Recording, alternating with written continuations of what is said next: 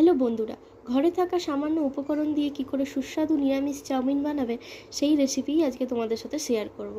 ঘরে থাকা সামান্য জিনিস যেমন আদা, কাঁচা লঙ্কা, টমেটো, আলু এগুলোকে প্রথমে ভালো করে ঝুরি ঝুরি করে কেটে নিতে হবে। তারপর একটা বাটিতে 2 কাপ মতো জল আর একটু সর্ষের তেল দিয়ে জলটাকে ফুটতে দিতে হবে। আর আজকে আমাদের এখানে জানো তো সকাল থেকে খুবই বৃষ্টি হচ্ছে, তাই আজকে নিরামিষ চাউমিন খেতে খুব মন করছিল।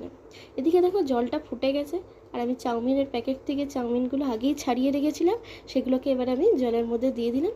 দিয়ে পরে কিছুক্ষণ সময় দিয়ে ভালো করে এগুলোকে ফুটতে দেব। জলের মধ্যে চাউমিনগুলোকে দিয়ে বেশ কিছুক্ষণ নাড়াচাড়া করে একটা থালা দিয়ে উপর থেকে ভালো করে ঢাকা দিয়ে দেবো। নিরামিষের দিনে কিন্তু এই চাউমিনটা ঘরে খুব সহজেই বানানো যায়। এবারে ঢাকা দিয়ে ভালো করে চাউমিনটাকে সিদ্ধ করে নিলাম।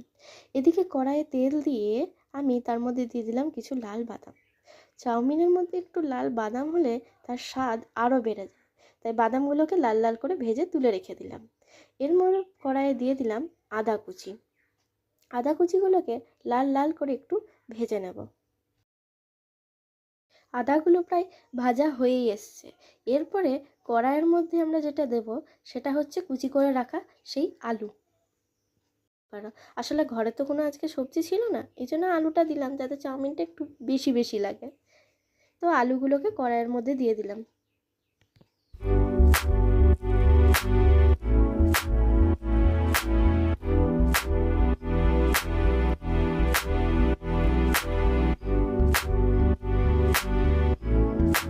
এরপরে আলুগুলোকে কিছুক্ষণ ধরে ভাজতে দিতে হবে, যাতে আলুগুলো একদম সুন্দরভাবে সিদ্ধ হয়ে যায়, এরকমভাবে ভাজতে হবে।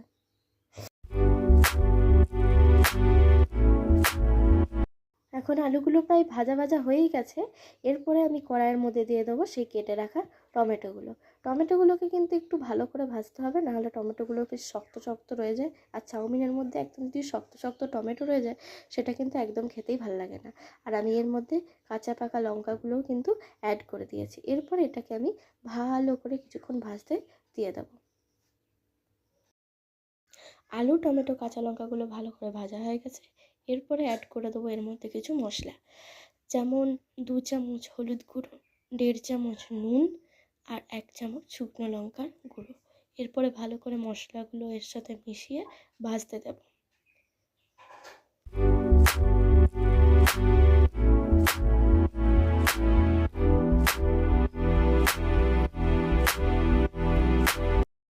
এবার মশলাগুলোকে ভালো করে নাড়াচাড়া করে নেব। এটা যেহেতু ঘরের মশলা